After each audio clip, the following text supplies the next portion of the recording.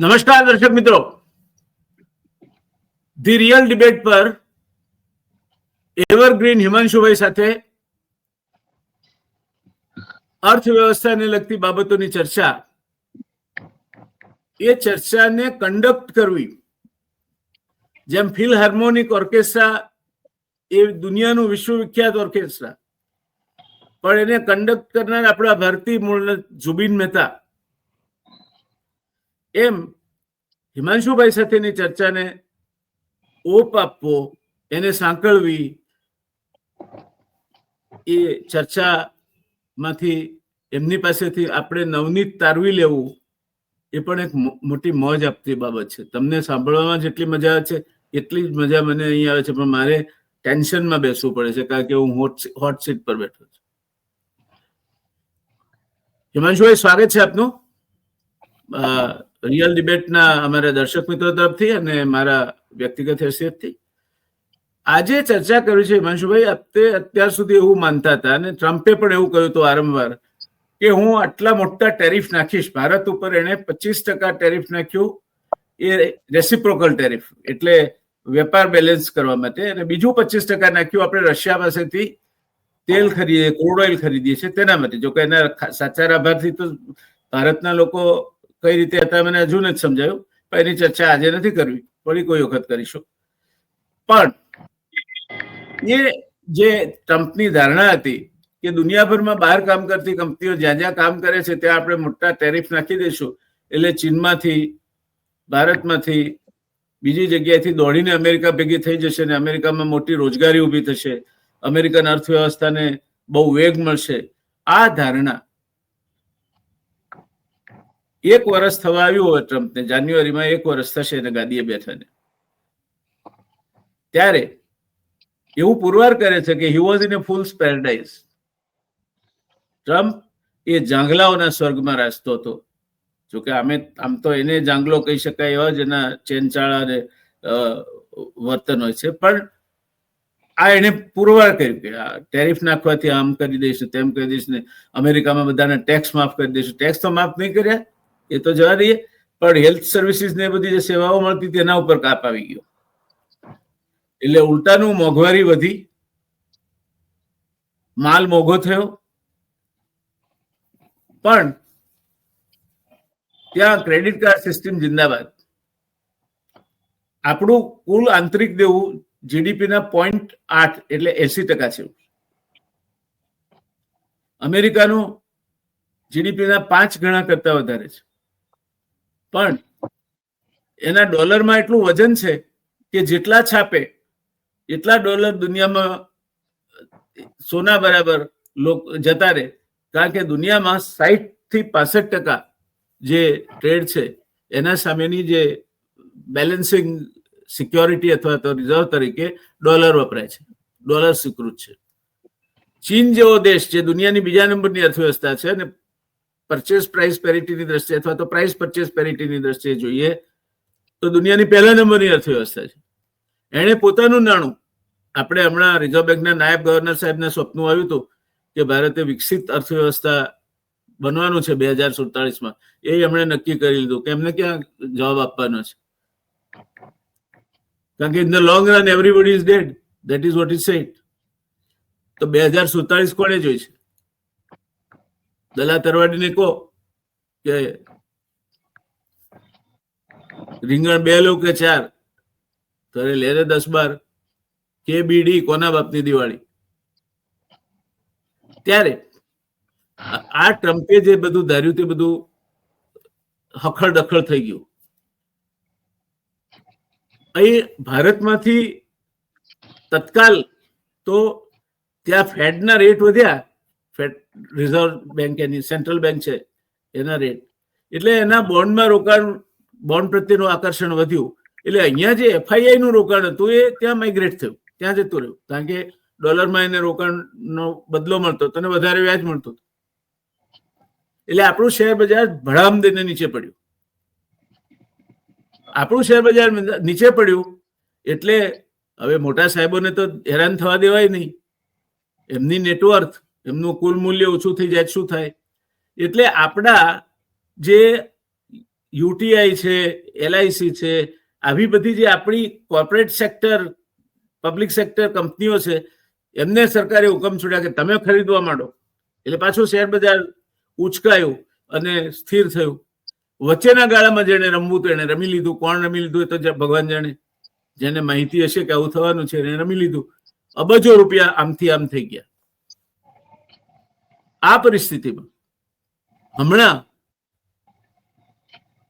અમેરિકાની યુએસઆઈએસપી એટલે American Indian chamber of commerce, એના પ્રમુખ છે એ જ્હોન ચેમ્બર્સ છે.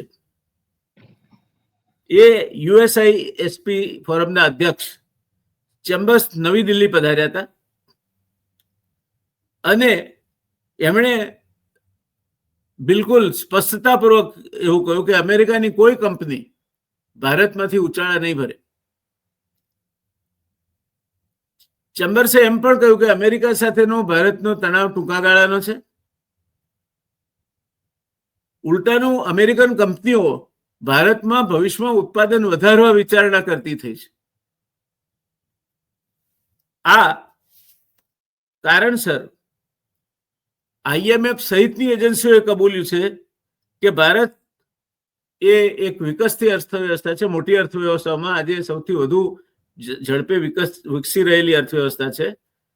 એનો સાચો યશ તો આપણે જે ભગવાનની દયાથી આઝાદ થયા ત્યારે 32 કરોડ હતા અને આજે 145 કરોડ થયા છે. તો 34 કરોડ દેવી દેવતાની વાત કદાચ એના ઉપરથી જ આવી હશે.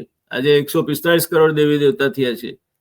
એટલે અર્થવ્યવસ્થા રાતે ના વધે એટલી દિવસે વધવાની છે, કારણ કે કન્ઝમ્પશન વધવાનું છે. અને એટલા માટે આ જ્હોન ચેમ્બર્સ સાચા પડશે એવું દેખાય છે.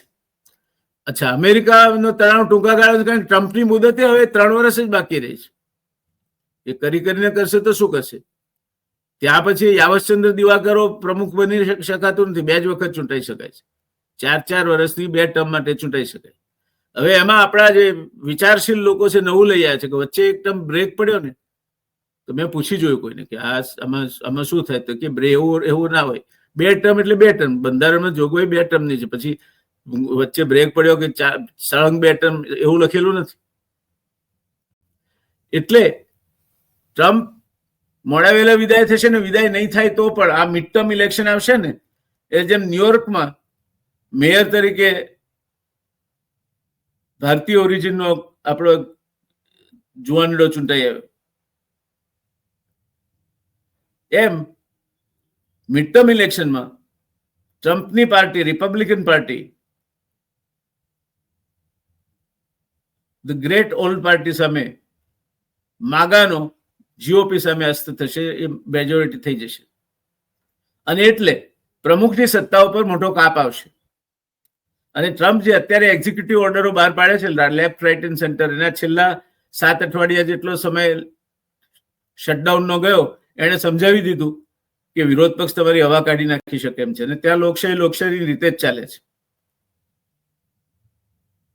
એટલે મેન્યુપ્યુલેટ ત્યાં પણ થાય છે, પણ એ જુદી રીતે મેન્યુપ્યુલેટ થાય છે. દેશના હિતને ગીરવે મૂકીને મેન્યુપ્યુલેટ નથી થતું. એ થાય તો એનો FBI નો હેડ હોય કે CIA નો હેડ હોય, એ ભલે ટ્રમ્પે અપોઇન્ટ કર્યો હોય તો એ ટ્રમ્પની સામે રિપોર્ટ આપી શકે છે. જજીસ બધા ટ્રમ્પ અપોઇન્ટ કરવા, એટલે બધા જજમેન્ટ સરકારની તરફેણમાં આવશે એવું નથી બનવાનું. હજુ પણ ત્યાં દેશનું હિત જોવાની અને જેને પ્યોર પ્રોફેશનલિઝમ કહેવાય તે રીતે કામ કરવાની પ્રથા અસ્તિત્વમાં છે. ત્યારે આપણે સીધા જઈશું હિમાંશુભાઈ સાથે કે આ જ્હોન ચેમ્બર્સની જે આગાહી છે કે એના 3 મુદ્દા છે હિમાંશુભાઈ, કે અમેરિકાની કોઈ કંપની ભારતમાંથી ઉચાળા નહીં ભરે, અમેરિકા સાથેનો તણાવ ટૂંકા ગાળાનો છે અને અમેરિકન કંપનીઓ ભારતમાં ઉત્પાદન વધારવા વિચારણા કરી રહી છે.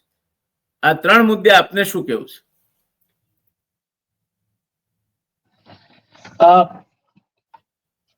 નમસ્કાર ધ રિયલ ડિબેટના દર્શકોને, આપને સૌને, જે કોઈ આ કાર્યક્રમ જીવંત બનાવી રહ્યું છે, જે કોઈ જોઈ રહ્યું છે. સાહેબ, અમેરિકા પાસે અત્યારે આ ટેરિફની પરિસ્થિતિમાં સસ્તું કઈ થઈ શકે અને દુનિયામાં સસ્તો ટેલેન્ટેડ મેન પાવર હોય તો એ ક્યાં છે? એ ભારત સિવાય ક્યાંય છે નહીં.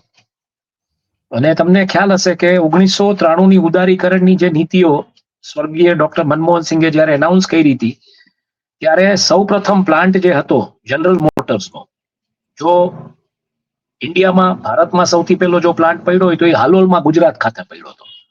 કોઈ જાતના હો હા વગર, બેઝિકલી શોર શરાબા વગર. હવે આ બધી પરિસ્થિતિઓ જોતા અને ઈ જે લેબર કોસ્ટની ત્યારે વાત આવતી હતી કે આ બધી કંપનીઓ ભારતમાં શું કામ આવશે, તો કે તમારે જે લેબર કોસ્ટ આપવી પડે એ ઓછી છે. હવે તમે કલ્પના કરો કે મેકડોનાલ્ડ જે આઈસ્ક્રીમ, મેકડોનાલ્ડ જે બર્ગર્સ ને આઈસ્ક્રીમ ને કોફી ને બધું વેચે છે, એનો તમે પર સ્ટોરનો અંદાજિત ધંધો કેટલો માનો છો વર્ષનો? રફલી 6 કરોડની આસપાસ છે.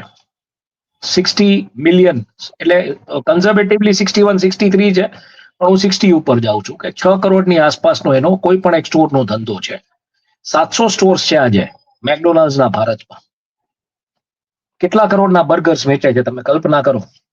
5600 કરોડના બર્ગર્સ ભારતીયો ખાઈ જાય છે મેકડોનાલ્ડ્સના ખાલી દર તો મહિને, સામે કોકા દર વર્ષે, સોરી દર વર્ષે, જી 6 કરોડનો સ્ટોરનું બિલિંગ છે બેઝિકલી. 60 મિલિયન બરાબર છે. એટલે તમે 700, એટલે એવરેજ તમે 700 સ્ટોર્સ લઈને લ્યો તો રફલી પહોંચે છે 7×42 એટલે લગભગ 4000 કરોડના બર્ગર્સ ખાઈ જાય છે અને 4000 કરોડની કોકા કોલાની ટર્નઓવરની વાત છે. 4000 કરોડનું આસપાસ કોકા કોલા પીવાય છે. 8000 કરોડ તો ખાલી તમારા આ જે ભારતની જે માર્કેટ છે એમાં જે ખવાય પીવાય છે બર્ગર્સ ને કોકા કોલા એમાંથી આવે છે. બાકીની બધી વસ્તુ હું ભૂલી જાઉં છું. તમારા ડ્રગ લાયસન્સીસ, તમારી દવાની જે પેટર્ન્સ તમે શેર કરી હોય બીજી બધી કંપની સાથે, તમારા મેન્યુફેક્ચરિંગ અહીંયા હોય, જેમ કે આ બધી જે કંપનીઝ છે ફોરેનની અમુક, એના જે મેન્યુફેક્ચરિંગ ફેસિલિટીઝ ગુજરાતમાં, મહારાષ્ટ્રમાં જુદી જુદી કંપનીઓ સાથે એના જે પેટર્ન શેર કર્યા હોય એ બધું હું ભૂલી જાઉં છું. અથવા તો એ બધી કંપનીઓની ઈ દવાઓ લઈને તમે જ્યારે એને ઓલું એક જેનરિક ડ્રગ તરીકે વર્લ્ડ માર્કેટ્સમાં વેચો છો તો ઈ રેવન્યુઝ હું ભૂલી જાઉં છું. હું માત્ર બેઝિક કોકા કોલા અને બર્ગરની જ વાત કરું છું.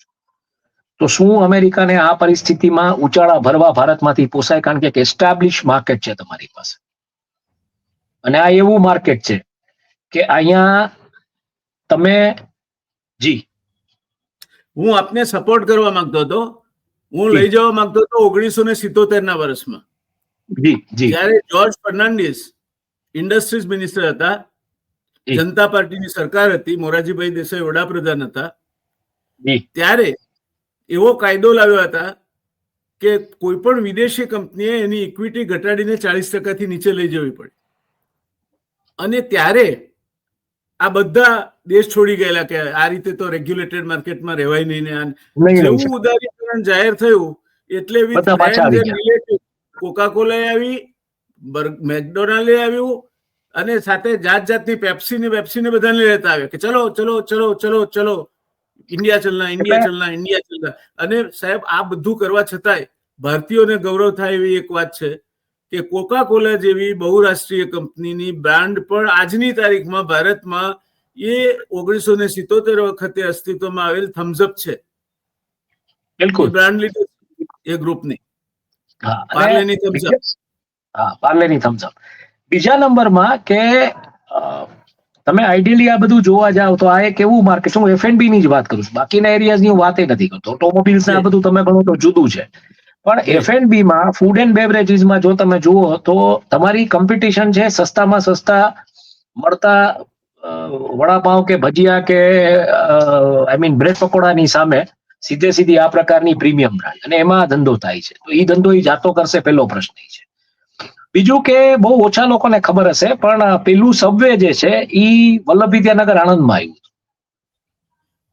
પેલું સબવે અને નાઇકનો પેલો શોરૂમ ત્યાં આવ્યો હતો. કારણ કે જે ચરોતરી પટેલો કે જે બધા ત્યાં ગયા હતા ને ત્યાંથી પછી એ લોકોએ જે આ બધું ઉદારીકરણની નીતિની વાત આવી ને પછી આ બધું થયું. એટલે પ્રાઇમા ફેસી આમ તમે જોવા જાવ તો ગુજરાતી આ બધી બ્રાન્ડ એડપ્ટ કરી છે. નોટ ઓનલી ગુજરાતી, ઇન્ડિયન્સે આ બધી બ્રાન્ડ એડપ્ટ કરી છે, ભારતીયોએ આ બધી બ્રાન્ડ એડપ્ટ કરી છે. એટલે નાઇકે છે, રેબોક છે, કે આજે સ્કેચર્સની જે બ્રાન્ડ છે, આ બધી અમેરિકન બ્રાન્ડ્સ છે. અને આ બધી અમેરિકન બ્રાન્ડ જ્યારે આ ભારતમાં આવડા સ્તરે વેચાય છે, આવડું બજાર છે, ત્યારે તમે માનો છો કે આ બધી કંપનીઓ ઉછાળા ભરે? કોઈ કાળે શક્ય નથી.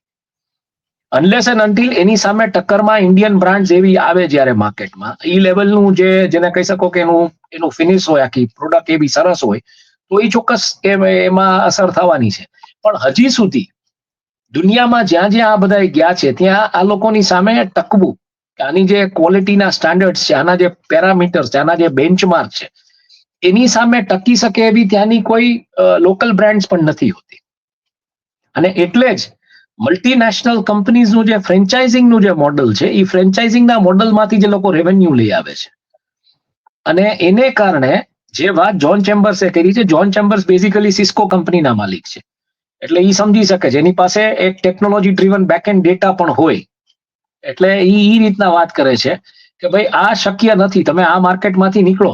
સી, અમેરિકન માર્કેટ નું રિપ્લેસમેન્ટ તમારે ગોતવું એ હજી એટલા માટે સહેલું છે કે આજે મારે એક વાત અહીંયા એટલે કરવી છે કે એટલા માટે એ સહેલું કે શક્ય છે કે વર્તુ કરીને જે કંપની જે ફોનની જે કોસ્ટલીએસ્ટ ફોન્સ આપે છે, એ વર્તુનો જે મેન્યુઅલ હોય છે ને, એ એરેબિક લેંગ્વેજમાં હોય છે. એની ફર્સ્ટ પ્રિફર્ડ લેંગ્વેજ એરેબિક છે, કારણ કે વર્તુનો ક્લાસ આખો ઈ છે. માલે તુજાર લોકો, એવા premium luxury brand, leather finishing, આ તેવું બધું. અને વર્તુનું તમે અનબોક્સિંગ જોવો આજકાલ બહુ વાયરલ હોય છે બધી જગ્યાએ. 3 લેયરમાં અનબોક્સિંગ હોય છે, પેટીની જેમ એમાં વર્તુ ફોન આવે, બીજું ત્રીજું આવે. એટલે ઈ માર્કેટ તમે જો એ લેવલની પ્રોડક્ટ બનાવશો તો એ રિપ્લેસેબલ માર્કેટ છે. અમેરિકામાં કદાચ એવો ક્લાસ હશે, પણ એવો જ ક્લાસ સાઉદી અરેબિયામાં છે ને આફ્રિકામાં છે, જે બાય કરશે એ પ્રોડક્ટ્સ. પણ જ્યારે તમે માસ માર્કેટ્સ માટે જાઓ છો, તો તમારે ઇન્ડિયાની જરૂર પડશે. કારણ કે ચાઇના તમને ઘૂસવા નહીં દે. ચાઇનાએ ટેકનોલોજીમાં પોતાનું બાયદુ બનાવ્યું છે. તમારા વોટ્સએપ અને ટેલિગ્રામને ટક્કર, વોટ્સએપ ટેલિગ્રામ તો રશિયન છે, સોરી, વોટ્સએપને ટક્કર મારવા માટે એ લોકોએ ત્યાંનું ઓલું વીટોક કે જે કાંઈ એનું પ્લેટફોર્મ છે, હા, ટિકટોક, એ બનાવ્યું. હા, ટિકટોક છે, વીટોક છે, આવા બધા જે પ્લેટફોર્મ્સ છે, એની પોતાની ડિજિટલ પેમેન્ટ સિસ્ટમ છે. એટલે એ તમારી બેન્કિંગ ઉપર આધારિત નથી રહેતું, જે તમારા વિઝા કે માસ્ટરકાર્ડથી જે પાવર્ડ છે. એટલે અહીંયા તમારે જેને કહી શકો કે ઘૂસવું એટલું સહેલું નથી. તેમ છતાં તમે Coca Cola, I mean McDonald, આ રીતના તો ત્યાં ઘૂસેલા છો. પણ એનો ચાઇનાનો જે ટ્રેડિશનલ ફૂડ ટેસ્ટ જે કાંઈ છે, એમાં હજી તમે એટલો કદાચ ગઢ ખેંચી ના શકો. પણ ઇન્ડિયા, એટલે ભારતની જો વાત કરીએ તો ભારત એક પચરંગી પ્રજાવાળો દેશ. ભારતમાં વિવિધતામાં એકતા એવી વાત, અને ભારતમાં બધું તમને એ રીતના ધીરે ધીરે તમે સેટલ કરી શકો. એટલે તમારે અહીંયા પિઝા વેચી શકો, બર્ગરે વેચી શકો, કોકા કોલા વેચી શકો, દવાઓ વેચી શકો, ગાડીઓ વેચી શકો, બધું કરી શકો. અને આ પ્રજા હર હંમેશ એક્સેપ્ટ કરે છે, કારણ કે પૈસા ક્વોલિટીના આપીને એને ક્વોલિટી વાળી વસ્તુ લેવી છે. એટલે એમાં ક્યાંય આવડું મોટું માર્કેટ જાતું કરવાની સંભાવના મને ક્યાંય દેખાતી નથી. એઝ આઈ સેડ, ટ્રમ્પ જે બ્લફ માસ્ટરગીરી કરી હતી, કે જે પણ કાંઈ હતું એ રીતના હતું કે મારા બ્લફથી જો ચાલ્યું જાય, મારા બોલવાથી જો ઓલો કે ને બોલ બચ્ચન, બોલવાથી જો માની જાય બધા, પણ બધા ઓળખી ગયા હતા ટ્રમ્પને. એટલે ટ્રમ્પની નીતિઓ ટેરિફ લેવલે ફેલ ગઈ. પછી શટડાઉનની વાત આવી, પછી આ બધી ફીઝને વધારવાની વાત આવી, તો એની ઇમ્પેક્ટ ક્યાંક આઈટી ઇન્ડસ્ટ્રી ઉપર ને ત્યાં જોવા મળી રહી છે. અને આજે જ મને એક સમાચાર મળ્યા છે, એ મારે તમને વાંચી સંભળાવવા છે, કે અમેરિકાની કેવડી ડિપેન્ડન્સી છે એનું તમને ક્લાસિક ઉદાહરણ આપું. એક મને આજે જે સમાચાર મળ્યા છે એ આપણા દર્શકોને વાંચી સંભળાવીએ. એ સમાચાર કેવા છે? જામનગરની રિફાઇનરી બની અમેરિકાની એવિએશન લાઇફલાઇન. ઈંધણ અછત વચ્ચે ભારત પાસેથી પહેલીવાર જેટ ફ્યુલનો મોટો પાયે સપ્લાય. ભારતમાંથી પ્રથમ વખત લગભગ 60,000 ટન જેટલું જેટ ફ્યુલ જામનગર રિલાયન્સ રિફાઇનરીમાંથી અમેરિકા તરફ રવાના થયું. અમેરિકાના પશ્ચિમ કિનારે ઊભી થયેલી ઈંધણની ગંભીર અછત વચ્ચે ડફિયા કલાન ટેન્કરમાં મોકલાતો આ વિશાળ જથ્થો યુએસ માટે તાત્કાલિક રાહતરૂપ સંકટમોચક પુરવઠો સાબિત થવાનો છે. એટલે આ પરિસ્થિતિમાં તમે ભારતમાંથી ઉચાળા ભરવાની વાત ન જ કરી શકો, કારણ કે આ તમને છે જે ભારતની જે પ્રોક્સિમિટી છે તમારી સાથેની.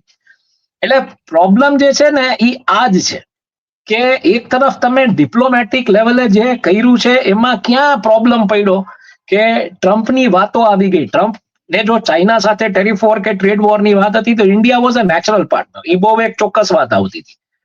India all of a sudden unnatural partner કેમ થઈ ગયું? અને ઓલ ઓફ અ સડન એનો ઝુકાવ ચાઇના તરફ ગયો છે.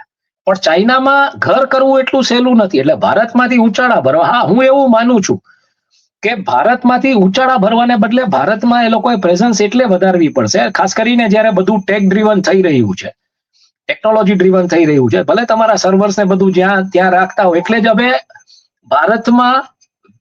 ભારતના જે ઉદ્યોગપતિઓ છે એ ડેટા સેન્ટર્સની વાત કરી રહ્યા છે કે હવે એ ડેટા આપણે કેપ્ચર કરવો છે, કારણ કે વર્લ્ડનું પ્રોસેસિંગ છે. હમણાં જ છેલ્લે એક સમાચાર જોતો હતો, કોઈ બ્યુટી પ્રોડક્ટની બ્રાન્ચ, આઈ થિંક લોરિયલ છે કે લેક્મે છે, કે લેક્મે તો ઠીક છે, લોરિયલ છે લગભગ, એનું ગ્લોબલ કેપેબિલિટી સેન્ટર ઇન્ડિયામાં આવી રહ્યું છે, જીસીસી જેને કહે છે. અને ઇન્ડિયામાં અત્યારે ભારતમાં બેંગલુરુમાં લગભગ 5,000 જેટલી મલ્ટીનેશનલ કંપનીઓ કામ કરી રહી છે, જેના ગ્લોબલ કેપેબિલિટી સેન્ટર્સ ત્યાં છે. અને એ પરિસ્થિતિમાં ઉચાળા ભરવાની વાત ભૂલી જાઓ. સર્વિસ સેન્ટ્રિક ઇકોનોમીમાં જો તમારે આગળ વધવું હશે, તમારે તમારી મેન્યુફેક્ચરિંગની, ડિઝાઇનિંગની, આઈપીઆરની આ બધી બ્લુપ્રિન્ટ કોસ્ટ ઓછી કરવી હશે તો તમારે ભારતમાં રહેવું પડશે. એમાં શંકાને કોઈ સ્થાન નથી. હવે ભારત પોતાની આ તાકાતને નિગોશિએટ કેવી રીતના કરી શકે છે અમેરિકા સાથે, એ મોટો પ્રશ્ન છે. ભારત આ તાકાતને નિગોશિએટ કરી શકે છે કે ભાઈ તમારે અમારા વગર તમારો ઉદ્ધાર નથી. કારણ કે ચાઇનાને જો તમે એ બ્લુપ્રિન્ટ આપશો તો ચાઇના તો $300 વાળો માલ $30 માં રસ્તા ઉપર ફૂટપાથના કોઈ સ્ટોરમાં બનાવીને તમને દઈ દેશે. એટલે તમારી પ્રોડક્ટ પૂરી થઈ ગઈ. આઈફોન જેવો આઈફોન દેખાતો હશે, અંદર બધું ઓલું શું કહેવાય એન્ડ્રોઈડની સિસ્ટમ હશે, અને એ $300 વાળો આઈફોન છે એ $30 માં આપી દેશે તમને. એટલે તમે એમાં ટ્રસ્ટ કરી શકો એમ નથી. જો ટ્રસ્ટ ફેક્ટર ઉપર તમારે ઇન્ડિયામાં રહેવું હોય તો ઇન્ડિયામાં તમારે ઇન્ડિયા અને ભારત કેવી રીતના નિગોશિએટ કરે છે આ બધું, જે જોન ચેમ્બર્સે કીધું ઉચાળા નહીં ભરે એટલે ઓબ્વિયસ છે કે ભારતની એને જરૂર છે. અને આ પરિસ્થિતિમાં ડિઝાઇનિંગ, તમારી આ બધી ડેવલપમેન્ટ કોસ્ટ, બીજું ત્રીજું, ને પછી એને ફ્લોર ઉપર લઈ જવા માટે એ તમારે ભારતમાં જ કરવું પડે, કારણ કે લેબર કોસ્ટ તમને ભારતથી સસ્તી ક્યાંય પડવાની નથી. એટલે તમારે એક પ્રકારે ટેકનોલોજી ટ્રાન્સફર આપવો પડશે ભારતને, અને તમને ડર ઈ જ છે મોટો કે ટેકનોલોજી ટ્રાન્સફર આપીને કાલ સવારે ચાઇના જેવું થાય તો ભારત એવું કરતું નથી. ભારતે પોતાની ઇન્ડિજિનિયસ ટેકનોલોજીસ ડેવલપ કરેલી છે. ખાલી ડિફેન્સમાં જે છે, અને ડિફેન્સમાં જે પોતાની રીતે જે કરવાની વાત આવી રહી છે ટાટાની કે આ બધાની, કે આ મોટા મોટા પ્લેયરની, એમાં ક્યાંક બહુ સ્પષ્ટ છે. acquired a major military vehicle manufacturers in Italy. હા, એટલે પોઈન્ટ ઈ છે કે આજે લાર્સન એન્ડ ટુબ્રો કે આ બધી કંપનીઓ જે રીતના ટેન્ક્સ ને બધું બનાવે છે, કે જે બધા ઇક્વિપમેન્ટ્સ બનાવે છે, એ કઈ એવું તો નથી એ ટેકનોલોજી ક્યાંકથી ચોરી. અને આજના જમાનામાં શું ટેકનોલોજીનું યુએસપી? આજના જમાનામાં તમે ઇન્ટરનેટ ઉપર બેસો એટલે ટેકનોલોજી, ડાર્ક વેબ ઉપર બેસો એટલે એની બ્લુપ્રિન્ટ. આમાં કઈ જાજુ બહુ છે નહીં ટેકનોલોજી, એમ કે કોઈ પ્રિઝર્વ કરીને રાખવા માંગતું હોય હાથે. જે વાત આવે છે શક્ય પણ નથી. એટલે આજના જમાનામાં તમે હવે ઈ જેને કહી શકો મોનોપોલી કે સિક્રેસી, આ બધું હવે આ એરિયાઝમાં તમારી એક વખત પ્રોડક્ટ માર્કેટમાં આવી તો ઈ પ્રોડક્ટનું રિવર્સ એન્જિનિયરિંગ થઈ અને એમાં થોડો ચેન્જ કરીને કોઈ પણ તમારી પેટન્ટેડ ટેકનોલોજીને થોડીક ચેન્જ કરે પાઇપની ડિઝાઇનમાં કે એમાં ઈ they can go with that. એટલે ઈ કોઈ બહુ મોટી ચીજ નથી કે તમે આને ઓલું જ રાખશો કે ટેકનોલોજી તમે ટ્રાન્સફર નહીં કરો. એટલે ભારત ક્યાં નિગોશિએટ કરી શકે છે એ સમજવાનું છે. ભારત ટેકનોલોજી લેવલે ક્યાં નિગોશિએટ કરી શકે છે, ભારતની કેપેબિલિટી. તમે આજે રિસન્ટલી હમણાં રિયલ એસ્ટેટનો આખો એક ઇન્ટરેક્શન જોઈ રહ્યો હતો, એમાં એવી વાત આવતી હતી કે ભાઈ વેલ્યુએશન સૌથી સારું ક્યાં મળે અત્યારે. તો વેલ્યુએશનની દ્રષ્ટિએ બેંગ્લોર જેવું સિટી નથી. બેંગ્લોર છે એ સિલિકોન વેલી કરતા કોસ્ટલી થઈ ગયું છે અત્યારે. જે પ્રકારના ટેકનોલોજી હબ્સ ને બીજું ત્રીજું જ્યાં ડેવલપ થઈ ગયું સાઉથમાં, એટલે એ ભાઈએ કમ્પેરેટિવલી બધા શહેરોની ચર્ચા કરી. એમાં એને કીધું કે મુંબઈ છે એ તમને એવડું રિટર્ન્સ નથી આપતું. મુંબઈમાં અમુક પ્રીમિયમ ફ્લેટ છે એ આટલા જ નંબરના વેચાણા છે. કલકત્તા એના કરતા ડાઉનગ્રેડેડ માર્કેટ છે. કલ્ચર ને આ બધું સારું, પણ એમ કે જયારે ટેકનોલોજી કે ઇનોવેશનની કે આ બધી વાત આવી નથી નહીં, એને કારણે નોકરીઓ નથી, એટલે ત્યાં તમને રિટર્ન્સ નથી મળતા. એટલે બેંગ્લોર આજે જે રીતના ડેવલપ થયું છે, એ જે સ્ટ્રેન્થ થઈ છે આઈટીમાં સાઉથની ને વેસ્ટની, ખાસ કરીને Mumbai as a financial hub અને Bangalore as a tech hub, કે ફોર ધેટ મેટર હૈદરાબાદ કે આ બધું તિરુવનંતપુરમ ને આ બધું, એ સ્ટ્રેન્થને તમે કેવી રીતના નિગોશિએટ કરી શકો છો? જોન ચેમ્બર્સે ઇન્ડિકેશન આપી દીધું કે નીકળવાની તો વાત નથી ભાઈ, ઓલાને જે કરવું હોય કરે. એને ટેરિફ નાખવા હોય, બીજું ત્રીજું, અહીંથી સસ્તું થાય એમ નથી. ટેરિફ ભલે નાખે તોય સસ્તું પડશે અમને. ટેરિફ નાખ્યા પછી એ સસ્તું પડે એનો અર્થ એ થયો જોઈએ એમ કે છે કે અહીંથી ઉચાળા ભરવા નથી. ઇટ મીન્સ કે હવે ભારતનો ટાઈમ છે. ભારતે નિગોશિએટ કેવી રીતના કરવું. પિયુષ ગોયલ છે, નિર્મલા સીતારામન છે, આજે આખી ટીમ છે, એ કેવી રીતના આ બધું નિગોશિએટ કરે છે, કેવી રીતના ભારતના પક્ષમાં લઈ આવે છે. કેવી રીતના વધુ રિવર્સ એન્જિનિયરિંગ વાળી પ્રોડક્ટ્સ ભારતમાં લઈ આવે છે. ઈ જ મોટામાં મોટો હું એમ માનું છું કે પ્લસ પોઈન્ટ હશે ભારત માટે. અને ઈ જ મોટામાં મોટો એરિયા હશે જે ઇન્વેસ્ટમેન્ટ સાથે નોકરીઓ ક્રિએટ કરશે.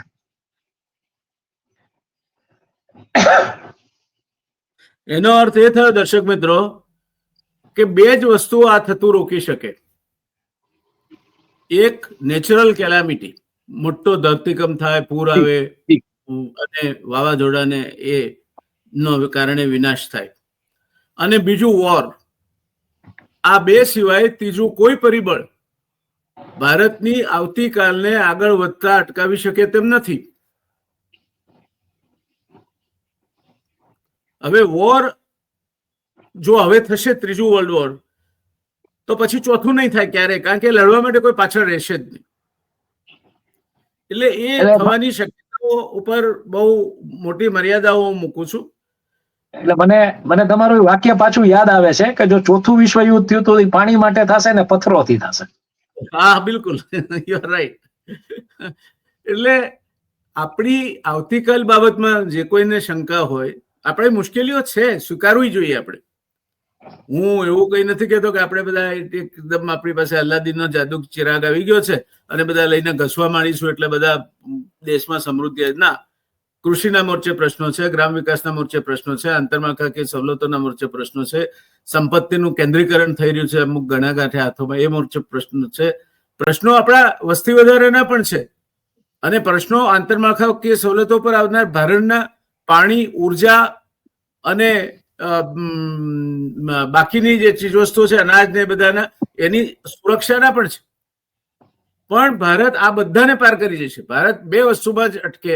એક, જો મોટા પાયે યુદ્ધ થાય ને ભારત એમાં જોડાય. કેટલાક શેખીખોરો એ મીડિયા ઉપર જામેલા હોય છે કે એટમ બોમ્બ નાખી દેવો જોઈએ, તો મારે એમને કહેવું છે કે એટલું સરળ નથી તમે માનો છો એટલું. અને તમારા એકલાના પાસે એટમ બોમ્બ નથી. સામે તમારા દુશ્મનો જે હશે, તમે જેને ગણતા હશો એને, એ લોકોની પાસે પણ છે. એ લોકોની તમારા સાથે લડવાની હવે ક્ષમતા તો F-16 વિમાનો સુધીની થઈ ગઈ, કારણ કે સાઉદી અરેબિયા સાથે ટ્રીટીથી જોડાયેલા છે. એટલે આવા ખયાલી પુલાવ પકાવીને ઘરમાં બેઠા બેઠા બાયો નહીં ચડાવો મહેરબાની કરીને. દેશ આગળ વધી રહ્યો છે, એમાં હવનમાં હાડકા રાખવાનું કામ શું કરવા કરો છો તમે લોકો? આ દેશને તમે છોડી દો એના ભરોસે. એમાં ડખા ન ઉભા કરો, ધમાલો ઉભી ના કરો, હડતાલો ઉભી ના કરો, એને કોઈ પણ પ્રકારના બંધ કે ગરબડો કરીને ના રોકો. ચાલશે. આ સરકાર હશે તો પણ દેશ પ્રગતિ કરશે. એમાં અમુક લોકો વધારે પ્રગતિ કરશે, સ્વીકાર્ય છે. ચાલો. એટલે પ્રોબ્લેમ અહીંયા ઈ થયો છે ને.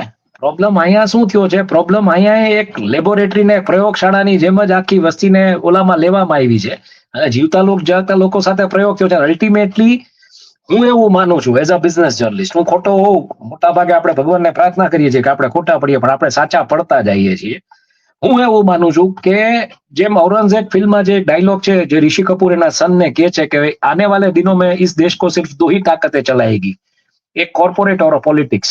बेशुमार पैसा या बेशुमार पावर, इसमें से मुझे कोई एक चाहिए. एक કરપ્ટ પોલીસ ઓફિશિયલના રોલમાં હોય છે એમાં, કોપના ઓલામાં. પણ હું એવું માનું છું કે આ સંયોજન થઈ ગયું છે ઓલરેડી. અને હવે જે દેશ છે એ જો અત્યારે જે તમને કહેવામાં આવે છે ને કે આ તમારા ફાયદામાં, જે ખેડૂતો સમજી ગયા હતા કે ભાઈ અમારો ફાયદો વિચારવાનું તમે રહેવા દો. બરાબર છે. એટલા માટે દર્શક મિત્રો અને હિમાંશુભાઈ, ખેડૂત એઝ એ વોટર જો એક થાય તો ખેડૂત, ખેતમજૂર અને ખેડૂતના છોકરાઓને એમનું પરિવાર, એ બધા થઈને લગભગ 60% મત ઉપર એનો કાબુ આવે. ના, પણ આમાં સાહેબ શું થાય છે? બિહારમાં મહિલાઓએ 9% વધારે મતદાન કર્યું પુરુષો કરતા. એના પરિણામો દેખાય. બિહારની એસેમ્બલીમાં 37 મહિલાઓ ચૂંટાઈ આવી. ઐતિહાસિક પરિણામ આવ્યું. એમ જો ખેડૂત એક થાય, અને એ આ બંને પક્ષ બરાબર સમજે છે, પોલિટિશિયન્સ પણ સમજે છે અને ઉદ્યોગપતિઓ સમજે છે કે આ બે ભેગા જો ખેડૂત એક થયો તો ખેડૂત રાજ કરશે આ દેશ ઉપર, ને ખેડૂતે જ રાજ કરવું જોઈએ. ખેડૂત અને જવાન એ બે જણા જો જવાબદારી આ દેશની સંભાળી લે, એટલે જવાન એટલે હું સરમુખ હથિયાર સ્થાપવાની વાત નથી કરતો, પણ સરહદની જવાબદારી જે ચુસ્ત દુરસ્તીથી સંભાળે છે, હજુ પણ કેટલાક લોકો છે પહેલગામ ને ગમે તે ધસી આવે છે, ના આવી શકે, અને મિલિટરીની રીતે કામ કરવા દેવામાં આવે, અને કિસાનની રીતે કામ કરવા દેવામાં આવે, અને તોડી પાડવામાં ના આવે, ગ્રામ્ય અર્થવ્યવસ્થાને તોડી પાડવામાં ના આવે, ગળ્યા ગાંઠ્યા મુઠ્ઠીભર ઉદ્યોગપતિઓના હિત ખાતર થઈને દેશને વેચવામાં ના આવે. ના, એટલે આમાં છે ને સાહેબ 2-3 સમીકરણો સમજવા પડશે. આમાં આપણે ભૂતકાળમાં ચર્ચા કરી હતી અર્બનાઇઝેશન ઉપર. મને યાદ છે આપના જેએનબી ટોક્સમાં આપણે શહેરીકરણ ઉપરની પણ ચર્ચા કરેલી હતી. એટલે શહેરીકરણ છે એ એટલે થઈ રહ્યું છે કે ગામડાઓમાં જે પ્રકારની અત્યારે આ કુદરતી જે આફતો આવે છે કે બીજું ત્રીજું કે જે પણ કઈ ભાવ નથી મળતા ખેત પેદાશોના, એને કારણે શહેરીકરણ તરફ લોકો જઈ રહ્યા છે કે ભાઈ શહેરમાં ચાલો એટલીસ્ટ કંઈક કામ મળી રહેશે, રોટલો મળી રહેશે, જે કાંઈ છે. હવે આજે શહેરીકરણ થઈ રહ્યું છે ને એ રાજકીય નેતાઓ સમજી ગયા છે કે એ આપણા પક્ષે આપણે કેવી રીતના વાળવાનું છે. એટલે પ્રેક્ટિકલી હું જે સમજુ છું, જે હું બિહારનું જે આખું એનાલિસિસ મેં જે સ્ટડી કર્યું, જે વોટ જે આખા મતો જે પડ્યા, જે કાસ્ટ વાઇઝ આખું મેં જે હિન્દુસ્તાન ટાઈમ્સમાં બહુ સરસ એક આખું કાસ્ટ વાઇઝ આર્ટિકલ ગઈકાલના હિન્દુસ્તાન ટાઈમ્સમાં આવ્યું છે કે બિહારના ઇલેક્શનમાં કઈ કઈ જ્ઞાતિઓ કઈ કયા પક્ષ સાથે કેવી રીતના એમાં શું હતું, અને એ બધું જયારે હું જોઉં છું ત્યારે મને એટલી વસ્તુ સમજાય છે કે ટકાવારીની દ્રષ્ટિએ સત્તારૂઢ પક્ષને એટલું સમજાઈ ગયું છે કે 10માંથી 7 વોટર પોલિંગ બૂથ સુધી જશે.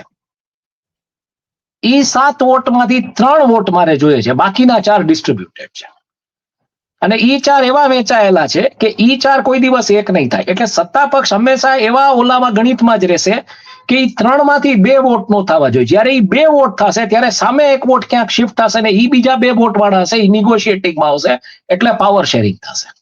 અને ઈ જે ફોર્મ્યુલા પકડી લીધી છે, અને આ બહુ આને તમારે જો સમજવું હોય મારી દ્રષ્ટિએ, તમે તો ઓબ્વિયસલી તમે આ બધું તો સમજતા જો, જોતા જો પોલિટિકલી ના બધું, પણ હું જે જોઉં છું પછી કઈ કેવું છે એટલે વચ્ચે નહીં, એટલે હું જે જોઉં છું ઈ આ છે કે આ આખું એક એવડું જેને કહી શકો કે એન્જિનિયરિંગ થયું છે. આમાં તમે વોટ ચોરીની વાત કરો, ઈવીએમ ની વાત કરો, બધું તમે ઓલ સેડ એન્ડ ડન કે ભાઈ ચાલો બધી વસ્તુને આપણે ફેક્ટરાઇઝ કરીને વાત કરીએ, પણ ક્યાંક હું એવું માનું છું કે 240 ની લોકસભાની સીટો પછી જે પ્રકારનું આ જે મેન્ડેટ આવી રહ્યા છે, અનબિલીવેબલ મેન્ડેટ્સ, આ મેન્ડેટ ક્લિયરલી એક એન્જિનિયરિંગ આખી જે થઈ છે એ મને લાગે છે ક્યાંક કે સંઘ છે એ પેલા બેઠકો કરે છે, પ્લસ અજીત અંજુમની જે પોસ્ટ હતી, પોસ્ટ પણ મેં વાંચી, બહુ એને સટીક એમાં ઓબ્ઝર્વેશન્સ આપ્યા છે કે કેબિનેટ કક્ષાના મંત્રીઓ એવા લોકો દરેક જગ્યાએ જેને પ્રચાર કરે છે ગ્રાઉન્ડ લેવલ ઉપર, અને એને કારણે આ રિઝલ્ટ આવી રહ્યા છે કે આ બધું, એના માટે ટ્રોલે સખત થયા છે, no doubt about that.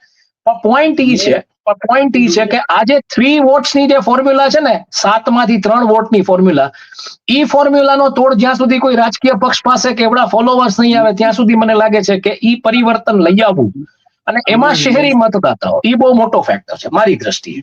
Now you listen to me પેશન્ટલી. જ્યાં ભીત ભૂલો છો તમે એનાલિસિસ મને રાજકીય પક્ષો અને આરએસએસ ને જશ આપવા નીકળી પડો છો, ત્યાં તમે ભૂલી જાઓ છો કે ગ્રામ્ય અર્થવ્યવસ્થા તૂટી રહી છે because of the fragmentation of the agriculture land. એમાં હું ના નથી પાડતો. નાના ખેડૂતો લેટ મી કમ્પ્લીટ નાના ખેડૂતો ગુજરાતીમાં રાખજો, અંગ્રેજીમાં ન રાખતા. આપને કહેતો એટલા માટે અંગ્રેજીમાં બોલ્યો, બાકી હું ગુજરાતીમાં જ બોલું છું. આપ સાંભળો તો આપને કેવું ત્યારે જ અંગ્રેજીમાં બોલું છું. એટલે જે તકલીફ છે, નાના અને સીમાંત ખેડૂતો 98.2% છે દેશમાં, મોટા ખેડૂતો 1.8% જ છે, મધ્યમ ને મોટા. ખેતીની જે ખેતર છે એ ખેતરનું સરેરાશ ક્ષેત્રફળ 1951માં જયારે પહેલી પંચવર્ષીય યોજના લખાઈ ત્યારે 27,000 ચોરસ મીટર હતું. આજે 7,000 ચોરસ મીટર છે, અને એ 2 કે 3 ટુકડામાં હોય, એટલે તમે જેને ઇકોનોમિકલી વાયેબલ અથવા આર્થિક રીતે પોષણક્ષમ ગણો એવું ઉત્પાદન મળી જ ના શકે.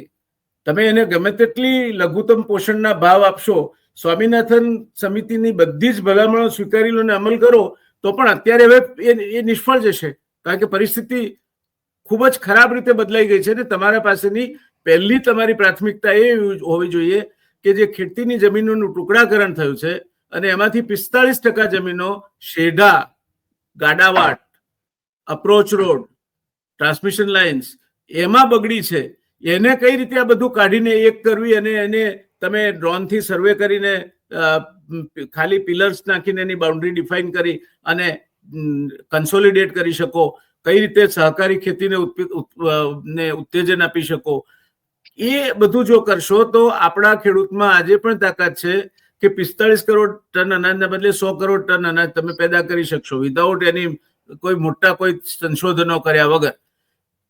આ ખંધા રાજકારણીઓ આ સમજે છે અને એટલે ખેડૂતને હંમેશા લડતો રાખે છે.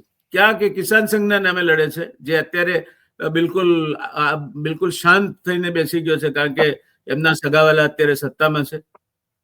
ક્યાં કે ખેડૂત સમાજના નામે લડે છે, ક્યાં કે કિસાન કોંગ્રેસના નામે લડે છે, ક્યાં કે ધર્મના નામે લડે છે, ક્યાં કે ભાષાના નામે લડે કે હરિયાણાનો ખેડૂત, પંજાબનો ખેડૂત, જાટ ખેડૂત અને શીખ ખેડૂત અથવા ગુજરાતનો ખેડૂત. એટલે આ જ્યાં સુધી ખેડૂતો નહીં સમજતા થાય કે ખેડૂત તરીકે એક થાય, પછી એ પાટીદાર હોય, ઠાકોર હોય કે દલિત હોય, ખેડૂતનો મત જે દિવસે એક થયો એ દિવસે આ બધા જ આજે ઠગોની જમાત કહું છું એમને, કારણ કે જાણવા છતાં ઉપરવાલા જાનકર અંજાન હૈ, અપની તો બસ આ હી પહેચાન હૈ, એ હાલ છે. એટલે જ્યાં સુધી હવેના જમીનોનું ટુકડા કરે હિમાંશુભાઈ, ખેતરની એવરેજ સાઇઝ ઘટાડીને 3000 ચોરસ મીટર કરી નાખશે. વસ્તી વધી રહી છે તે પ્રમાણે ભાઈએ ભાગ પડતા. હવે 3000 વારમાં તો મોટા ભાગે આ શ્રીમંતોના બંગલાઓ 10,000 ને 20,000 વારમાં હોય છે. એટલે જ હું તમને આખી વાત એ કહું છું કે જે શહેરીકરણ થઈ રહ્યું છે એનું સોલ્યુશન લઈ આવવું પડશે. આ એ જ ખોટું છે. તમે આજે રવાડે ચડાવો છો ને લોકોને, એ ખોટું છે. ખેડૂતને નથી ચડાવતો. નહીં, સાંભળો તમે, મેં આપને બોલવા દીધા ને, હવે આપ મને સાંભળો. જી. ખેડૂતને જાણી જોઈને ઊંધા રવાડે ચડાવવા, મિનિમમ સપોર્ટ પ્રાઇસ, લઘુત્તમ પોષણના દર, પણ હવે નહીં પોસાય ને. તમે અડધા વીઘાના કાપલામાં જે ખેડૂતો સમજશે ઘઉં આવો તો તમને પડતર કિંમતે કઈ મળે, એના ખાતરના ભાવ શું છે, ઘઉંના બિયારણના ભાવ શું છે, પિયતના ભાવ શું થાય, મજૂરીના ભાવ શું થાય. તમે ઘઉંનો ભાવ શું આપશો અને એ ભાવ જો ત્યાં આપશો તો બજારમાં મધ્યમ વર્ગનો 60% બજેટ, 40 થી 60% બજેટ, આપ તો અભ્યાસુ છો, 40 થી 60% બજેટ એ થાળીમાં જાય છે. આપણા નિર્મલાજી કહે છે તે થાલીનોમિક્સ, ખોરાક પાછળ. જેમ માણસ ગરીબ એમ થાળીમાં વધારે પૈસો જાય છે, તો એને નહીં પોસાય, એટલે વર્ગ વિગ્રહ થશે. અને આ ખંધા રાજકારણીઓ એમને આ વર્ગ વિગ્રહ તરફ લઈ જવો છે દેશને, જેથી એ પેલા ગીધની માફક ઉજાણી કરી શકે મરેલા ઢોર પર.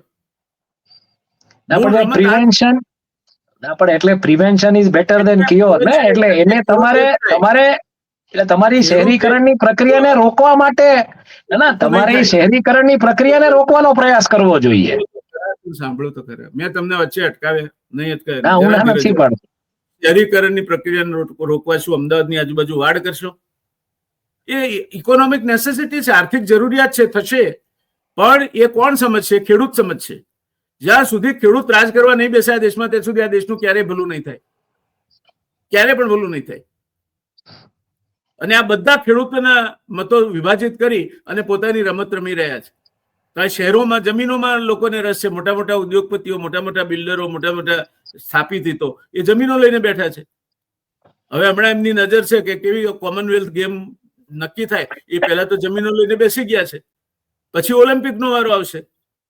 એટલે સાહેબ, આમાં ખેડૂતને શું કરવા કોઈએ આપવું છે? કેમ ખેડૂત આ દેશનો ભાગ્ય વિધાતા ના બને? એને તમે કંટ્રોલ આપો, પણ ખેડૂત નથી બની શકતો, એ ખેડૂતનો વાંક છે. એક થતા નથી ને એમના સામે આ રમતો જે બધા રાજકીય પક્ષો ભેગા થઈને ખંધાઓ રમે છે એ સમજતા નથી. નહીં તો અત્યારે ખેડૂતને વળતર આના કરતા તો મશ્કરી ના કરી હોત તો સર, અગાઉ આપ્યું હતું પેકેજ, એના કરતા અડધું વળતર નથી મળતું. અને એમાં કોઈક ઇમેજિનેટિવ અધિકારી પાછા જીઆર કાઢે કે સરકારી લેણા વસૂલ કરી અને પછી એ તો ઉહાપો થયો એટલે કાઢી, નહીં તો ચાલી ગયું તો ચાલી ગયું, ખેડૂતના હાથમાં કઈ ના આવત. એટલે ખેડૂત તમારો ભાગ્ય વિધાતા નહીં બને, જે તમને રોટલો પૂરો પાડે છે, જેના કારણે તમારા શરીરમાં તમે જીવો છો, લોહી વહે છે, અને સૈનિક જે તમને સંરક્ષણ પૂરું પાડે છે. આ બે જ દેશના વીઆઈપી છે. આ બે સિવાય ત્રીજી કોઈ વીઆઈપી છે જ નહીં આ દેશમાં. જો વીઆઈપી ગણો હોય તો પછી શિક્ષણ અને વિજ્ઞાનને ગણો, જેમાં તમારા જેવા શિક્ષિત માણસો પણ આવી જાય અને જેમણે આપણને એટમિક એનર્જીથી માંડીને અવકાશ વિજ્ઞાન સુધી દોરી ગયા એ વૈજ્ઞાનિકો પણ આવી જાય. હોમી બાબા અને વિક્રમ સારાભાઈ પણ આવી જાય અને ડોક્ટર આઈજી પટેલ થી માંડીને આ દેશના ટોચના અર્થશાસ્ત્રીઓ પણ આવી જાય, મનમોહનસિંહ જેવા. એટલે ભાઈ પ્રશ્નનું મૂળ જુદે છે, એનો ઉકેલ જુદે છે અને ખેડૂતોને ભ્રામક અરીસો બીજે બતાવવામાં આવે છે. આ સ્વામિનાથન કમિટી એ ભ્રામક અરીસો છે. અત્યારના સંજોગોમાં સ્વામિનાથન સમિતિ ખેડૂતનું કશું જ ભલું કરી શકે એમ નથી. એની ભલામણ એ ગયો સમય. તમે 70ના દાયકાની વાત કરો છો, એ આજે 70નો દાયકો ચાલુ છે. આજે તો આપણે 2025માં છીએ. 75 વર્ષ પછી 55 વર્ષ પછી તમે એ સમિતિનો અહેવાલ ઇમ્પ્લિમેન્ટ કરશો તો એ અહેવાલ તમે સાચી રીતે ઇમ્પ્લિમેન્ટ કરી રહ્યા છો? ના. એટલે દેશની સમસ્યાઓને અને દેશને પ્રગતિ તરફ લઈ જવો હોય તો ઉદ્યોગપતિઓ પણ જોઈશે, વૈજ્ઞાનિકો પણ જોઈશે, પણ એમની પ્રાયોરિટી પછી આવે છે. પહેલો સૈનિક જોઈશે જે આ દેશને સલામત રાખે છે અને એટલો જ અગત્યનો કિસાન છે જે આ દેશનું બજાર પૂરું પાડે છે, લેબર પૂરી પાડે છે અને તમને પેટ ભરવા માટે અનાજ આપે છે. એટલે મને લાગે છે કે એટલે ભારત, હું એવું માનું છું કે 12માસી પાકો લેતો દેશ છે. એના એગ્રીગરિયન એટલે કૃષિ આધારિત અર્થવ્યવસ્થા છે, એના ઉપર ફોકસ રહેવો જોઈએ. પક્ષો હોય, પાર્ટી હોય, કોઈની આઈડિયોલોજી હોય, વિચારધારા હોય, જે પણ કાંઈ હોય, જો તમે ઈ જાળવી રાખશો, હું એમ માનું છું કે જો તમે ઈ જાળવી રાખશો તો આંતરિક વ્યવસ્થાઓ એવી છે કે પછી તો ઉત્સવો અને બીજું બધું થશે. એટલે વરસાદ સારો પડે તો બજાર તેજીમાં રહે. હા, એટલે એવી રીતના તમારે ભાઈ વરસાદ સારો નહીં પડે ને તો એ ખેડૂત તો અગવડો સામે જ ટકી રહેવા ટેવાયેલો. એટલે કહેવાનો મારો પ્રશ્ન જે એનું વળતર આપતા પહેલા સરકારી લેલા વસૂલ કરી લેવા જેવા અમાનવીય કામો તમે કરો, એના પાણીના સ્ત્રોત બગાડી નાખો, પાણીમાં માછલા મરી જાય એવું ગંદુ પાણી નાખો તમે, આ માટે ઔદ્યોગિકરણનો વિકાસ કરવાનો છે આપણે. એટલે કહેવાનો પોઈન્ટ જ છે કે તળ છે એ સાજું રાખવું પડશે તો તમે એના માથે જે પણ કઈ ચડતર છે એ કરી શકશો. તળ ખેડૂત છે, તળ કિસાન છે, તળ જવાન છે અને તળ વિજ્ઞાન છે. વગર પર નહીં ચાલે. આ ત્રણ મુદ્દે આપણે સાચાઈશું તો દુનિયાનો કોઈ દેશ ભારતને પહોંચી શકે તેમ નથી. ધન્યવાદ હિમાંશુભાઈ, ખૂબ સરસ ચર્ચા જમાવી આપે અને મળતા રહીશું. વળી પાછા આવતા અઠવાડિયે હાજર થઈ જઈશું. ખૂબ ખૂબ આભાર આપનો. જાળવજો તબિયત, બહુ ફરો છો આપ અને મારી ખૂબ શુભકામનાઓ. બાકી તો સૌને ઈશ્વર સદબુદ્ધિ આપે. જય જવાન, જય કિસાન, જય વિજ્ઞાન. ચેમ્બર સાચા પડશે એમાં કોઈ શંકા નથી. કોઈ નથી ઉચાળા ભરી શકે, કોઈ કાળે ભેગું જ થાય એમ નથી. એમાં ઉચાળા નહીં, એ બેઝિકલી મેસેજ જ આપે છે કે ટેરિફ છે પણ અમે તો અહીંયા જ રહેશું, અમને તોય સસ્તું પડે છે એમ. એ એમ જ કહે છે. આવજો. Good night. નમસ્કાર. જી.